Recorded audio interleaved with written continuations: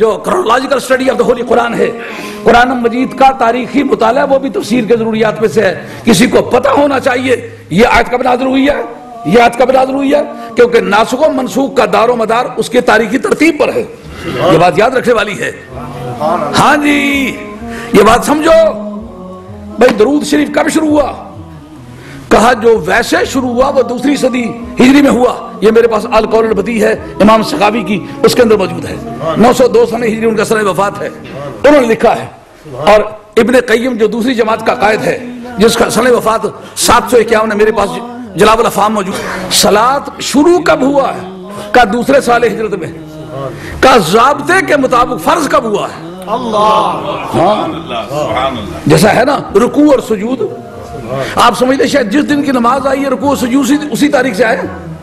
ملا جیون بیٹوی رحمت اللہ علیہ تفسیرات احمدیہ میں ورکعوا واسجدوا کی تفسیر میں لکھتے ہیں کہ مکے والی نماز میں نہ سجدہ تھا نہ رکوع تھا. سجدہ اور رکوع آ کر مدنی زندگی میں شروع ہوا. بات سمجھ آ رہی ہے نہیں آ رہی؟ آن ریکارڈ موجود ہے یہ بات. اس وقت 4 رکعتوں والی کوئی نماز نہیں تھی. مکہ مدینہ شریف میں آ کے 4 رکعتوں والی نماز ہوئی ہے. اسی طریقے سے درود کی فرضیت جو ہوئی ہے کہ زندگی میں 1 مرتبہ پڑھے، حنفیوں کا مذہب ہے، یا امام شافعی کا مذہب ہے کہ ہر نماز میں درود پڑھنا فرض ہے. یہ مسئلہ کب چھڑا؟ کہ یہ 5ویں سال ہجرت میں. اب اس جگہ آپریشن ہوگا مرزا جی کی دعا کا. کیوں بھائی؟ جیسے یہ کہا کہ اللہم صلی علی محمد و علی آل محمد، اگر اس کا معنی نبوت کا بل نہ ہو جو کسی نے لکھا ہی نہیں، کبھی ہو سکتا ہی نہیں، تو پھر یہ دعا کس سے شروع ہوگی؟ آل محمد سے تو نہیں شروع ہوگی نا، محمد سے صلی اللہ علیہ وسلم سے شروع ہوگی. اگر یہ درود کا سلسلہ شروع ہوا ہو 5ویں سال ہجرت میں، کیونکہ سورہ احزاب میں ہے. سورہ احزاب کب نازل ہوئی؟ یہ جنگ احزاب کے زمانے میں نازل ہوئی. تو معراج کب ہوئی؟ 12ویں سال کے وسط میں مکہ شریف میں ہوئی. اس وقت ہوا کیا؟ تمام انبیاء سرکار کے پیچھے کھڑے ہیں، سرکار آگے کھڑے ہیں.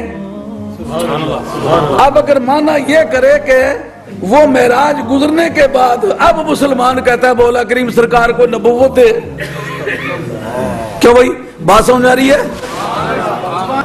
اس کو تحصیل حاصل کہتے ہیں. تحصیل حاصل کے وقت دعا کی جائے، جیسا کہ اہدنا الصراط المستقیم ایک آدمی پڑھتا ہے جبکہ نماز پڑھ رہا ہے، تو کہتے ہیں یہ تحصیل حاصل ہے. جی تحصیل حاصل میں ارتقاء ممکن ہو تو پھر اس کے ارتقاء کی دعا ہوتی ہے، تحصیل حاصل نہیں ہوتی. یعنی صراط مستقیم کی کئی منزلیں ہیں، ستاروں سے آگے جہاں اور بھی ہیں، ابھی عشق کے امتحان اور بھی ہیں.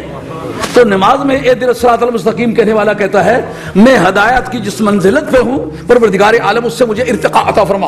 یہ معنی ہو سکتے ہیں. اب اگر سرکار کے لیے دعائے نبوت ہوتی، مراد ارتقاء ہوتی، تو پھر کما اس کو روکے گا نہیں. علماء کرام بیٹھے ہو تو آپ سے توجہ چاہوں گا جتنے مدرسین ہو، مشبہ بہی کو دیکھیں گے. مشبہ بہی کون ہے؟ اس طرح مجھے نبی بنا دے جس طرح ابراہیم ہے، یعنی جو میرے پیچھے کھڑا مجھے اس طرح کا کر دے. یہ ریٹائرمنٹ ہوگی یا ارتقاء ہوگا؟ اور بات سمجھ آ رہی ہے نہیں آ رہی؟ کیوں جناب تشبیہ میں مشبہ بہی اصل ہوتا ہے کہ نہیں؟ اس صفت میں جس بارے میں اس کے ساتھ تشبیہ دی جا رہی ہو، یہ کہہ دیا جس کا چہرہ چاند کی مانند ہے تو حسن میں چاند کو اصل مانا جائے گا. اس کے لیے دعا کرنا یہ ہوگا نہیں اس جیسا بن جائے. اب اگر دعا نبوت ہو اور اس کا مشبہ بہی حضرت ابراہیم علیہ السلام ہو، ابراہیم علیہ السلام پیچھے کھڑے ہوں، اب دعا مانگنے والا کہ مولا کریم میرے نبی کو جو اس کے پیچھے کھڑا اس جیسا بنا دے، یہ ریٹائرمنٹ ہوگی یا ارتقاء ہوگا؟ کما صلیت علی ابراہیم وعلی آل ابراہیم. لیکن کوئی بات تو ہوگی جس کے متعلق کہا ہوگا مولا کریم اس طرح کا رحم فرما. کا دراصل اس کا معنی جب رفعت ذکر کیا صحابہ نے تو رگے قرآن پر ان کی نبضیں موجود ہیں، ان کی انگلیاں نبضیں قرآن کی دھڑکنوں سے استدلال کرتی ہیں. وہ سمجھتے ہیں کہ رفعت ذکر ہم کیوں مراد لے رہے ہیں. کہ اس بارے میں حضرت ابراہیم علیہ السلام اصل ہے. کہ کس طرح اصل ہے؟ کہا کہ پہلے سے حضرت ابراہیم علیہ السلام کا کعبے کی بنیاد پر نام چلا آ رہا ہے. یہ کہ کما صلیت علی ابراہیم، یعنی حضرت ابراہیم علیہ السلام کے ذکر کی دھوم مچ رہی ہے. کیوں؟ یہودی قربانی کر رہے ہیں، نام کا چل رہا ہے ان کا. عیسائی قربانی کر رہے ہیں، نام کن کا چل رہا ہے؟ ابراہیم علیہ السلام کا۔ اولاد اسماعیل ان کو اپنا دادا مان کر ان کا ذکر کرتی ہے، ذکر کن کا چل رہا ہے؟ ان کا۔ اولاد یعقوب نام لے رہی، ذکر کس کا چل رہا ہے؟ ابراہیم علیہ السلام کا۔ جناب اسحاق کے دو صاحبزادے تھے، ایک جناب یعقوب اور ایک جناب عیسو۔ جناب عیسو کی اولاد میں سے دو شخص پیدا ہوئے، ایک شاہان ایران گبور سے آلہ ہے اور ایک شاہان روم گبور سے آلہ ہے۔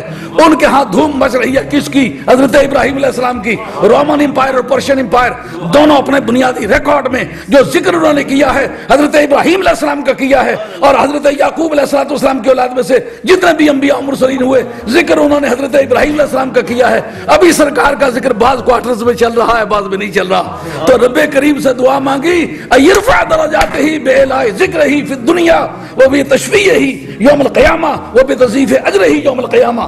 مولا کریم جس طرح ان کے ذکر کی دھوم مچائی ہے کہ دو بڑی طاقتوں میں ان کے نام کو اونچا کیا ہے، بزم انبیاء میں ان کے نام کو اونچا کیا ہے، بادشاہوں کے دفتر کھلتے ہیں تو ابراہیم علیہ السلام کا نام، شہنشاہوں کے نام کھلتے ہیں تو ان کا نام، رومن امپائر کا سلسلہ کھلتا ہے تو حضرت ابراہیم علیہ السلام کا ذکر، پرشین امپائر کا ذکر کھلتا ہے تو ان کا ذکر، حضرت اسماعیل علیہ السلام کی اولاد کو ہوتی ہے تو وہ ان کا ذکر، اور یعقوب علیہ السلام کی اولاد چلتی ہے تو وہ ان کا ذکر۔ اس طرح ان کے ذکر کی دھوم مچا دے جس طرح حضرت ابراہیم علیہ السلام کے ذکر کی دھوم مچائی تھی۔